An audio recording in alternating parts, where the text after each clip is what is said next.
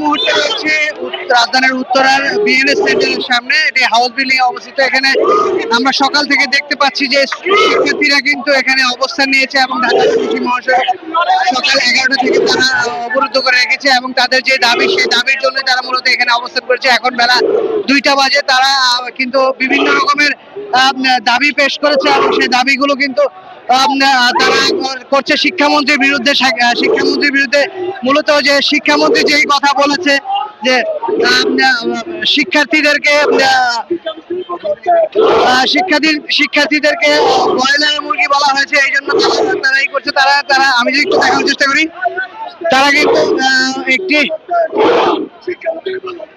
স্লোগানের সাথেই রয়েছে এবং তারা কিন্তু এখন স্লোগান দিচ্ছে।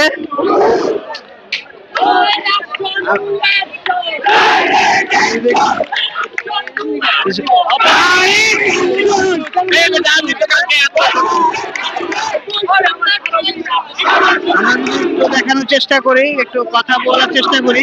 আচ্ছা ভাইয়া, আসলে আজকে যে আপনারা যে আন্দোলন করছেন, আপনাদের একটু কথা বলি।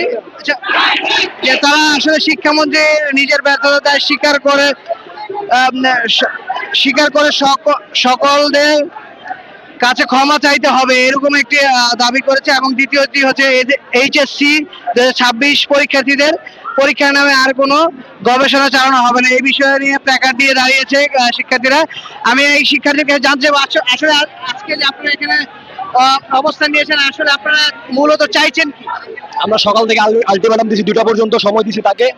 সে যদি এর ভিতর আমাদের 8টা দাবি মেনে নিত তাহলে কোনো সমস্যা ছিল না। এখন লাস্ট আমাদের একটাই দাবি, মিলনের পদত্যাগ হবে। মিলনের পতন ঘটিয়ে আমরা এখান থেকে ফিরবো। আজকে সারাদিন আমরা এখানে অনেক কষ্ট হইতেছে আমাদের, তো এখন আমরা মিলনের পদত্যাগ ঘটিয়ে তারপরে যাবো, এই হচ্ছে আমাদের বক্তব্য। শিক্ষার্থীরা কিন্তু আসলে মূলত শিক্ষামন্ত্রীর বিরোধী কিন্তু তারা মূলত অবস্থান নিয়েছে এবং তারা কিন্তু এখানে তাদের যে দাবি সেই দাবি আদায়ের জন্য কিন্তু এখানে অবস্থান করছে। এবং আমরা দেখতে পাচ্ছি যে এখানে কিন্তু শিক্ষার্থীরা কিন্তু কিছু গাড়িকে আবার সুযোগও করে দিচ্ছে যাওয়ার জন্য। পেছনে সম্ভবত একটি অ্যাম্বুলেন্স রয়েছে এবং আমরা যেমনটি জানতে পেরেছি যে আসলে সকাল থেকে তারা আন্দোলন করার কারণে এই জায়গা মহাসড়কটি অবরুদ্ধ করে রাখার কারণে কিন্তু আসলে এই ঢাকা ময়মনসিংহ মহাসড়কের দুই পাশেই মূলত প্রায় কয়েক কিলোমিটার যানজটের সৃষ্টি হয়েছে এবং যাত্রীদের কিন্তু ভোগান্তি হচ্ছে। এবং তারা কিন্তু শিক্ষামন্ত্রীর জন্য কিন্তু শিক্ষামন্ত্রীর বিরুদ্ধে যে স্লোগান দিচ্ছে এবং তারা কিন্তু বিভিন্ন প্ল্যাকার্ড হাতে নিয়ে দাঁড়িয়ে আছে। আমরা এখন কিছু শিক্ষার্থীদের কাছে জানবো যে আসলে আপনারা এখানে যে আন্দোলন করছেন, আসলে মূলত হচ্ছে আমাদের শিক্ষামন্ত্রীর পদত্যাগ হচ্ছে আমাদের মেন দাবি। কারণ তার মতন এই সাইকো যদি আমাদের শিক্ষামন্ত্রী থাকে তাহলে আমাদের অবস্থা খুবই খারাপ। কারণ আমাদের বর্তমান যে বাংলা কিউআর, যেখানে নগদ পেমেন্ট সেখানে। সারা দেশে 10 লাখেরও বেশি মার্চেন্টে নগদে পেমেন্ট করুন খুব সহজে।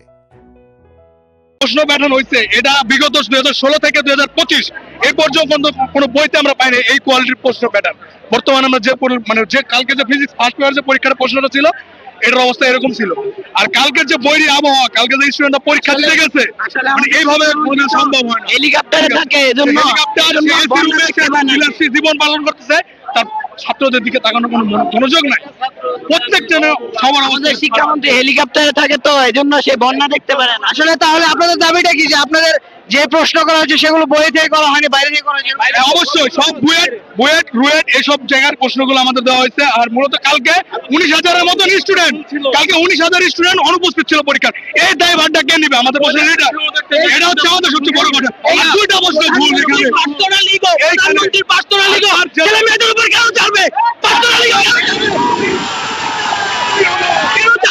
দোকানের বল দেখছে, দোকানের আমাদের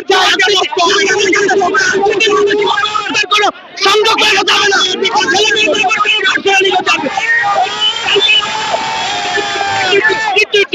ওনাকে কল দেওয়া হয়েছে, উনি আমাদের বলতেছে আমরা হারামের মুরগি।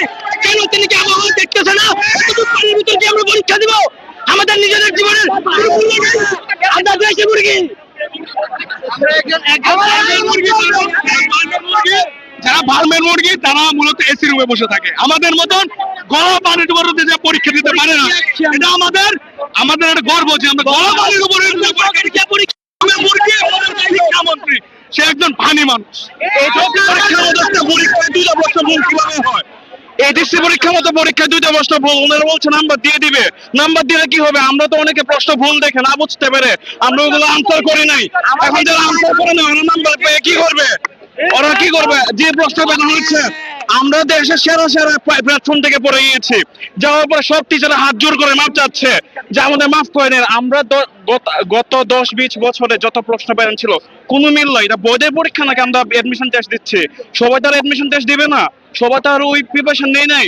এখানে যেমন আমরা ঢাকা শিক্ষার্থীরা দিচ্ছি, তেমন গ্রামের একজন শিক্ষার্থী দিচ্ছে। উনি কিভাবে বুঝবে এইসব প্রশ্ন কিভাবে আনসার করতে হয়?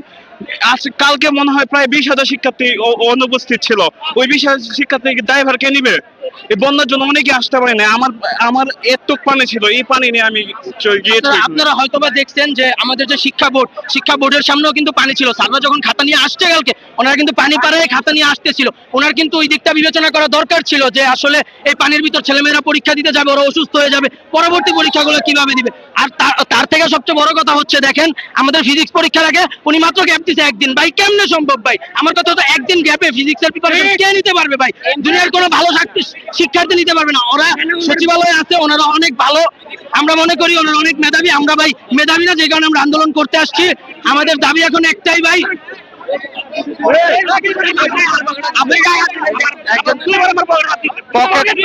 এই যে আন্দোলনের মাঝে কিন্তু একজন পকেট মারকে আমরা শনাক্ত করেছি। একজন এই যে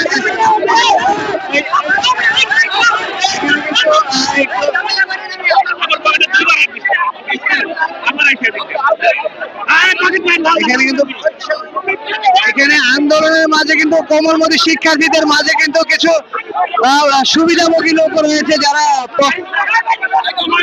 যারা কিন্তু এখান থেকে কিন্তু নানা রকমের অনৈতিক সুবিধা নিতে যাচ্ছে। এবং এই কিছুক্ষণ আগে কিন্তু একজনের পকেটে হাত দিয়ে কিন্তু একজনকে হাত দিয়েছে এবং তাকে কিন্তু আটকেছে শিক্ষার্থীরা।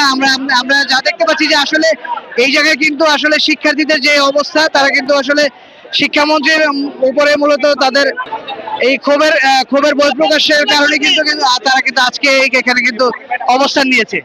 তো সব মিলে বলা যায় যে আসলে শিক্ষামন্ত্রীর যেই কথাগুলো ছিল সেগুলোকে আসলে তারা মূলত এখানে উদ্দেশ্য করে আজকে অবস্থান নিয়েছে এবং শিক্ষামন্ত্রীর পদত্যাগের দাবিতে মূলত তারা অবস্থান নিয়েছে।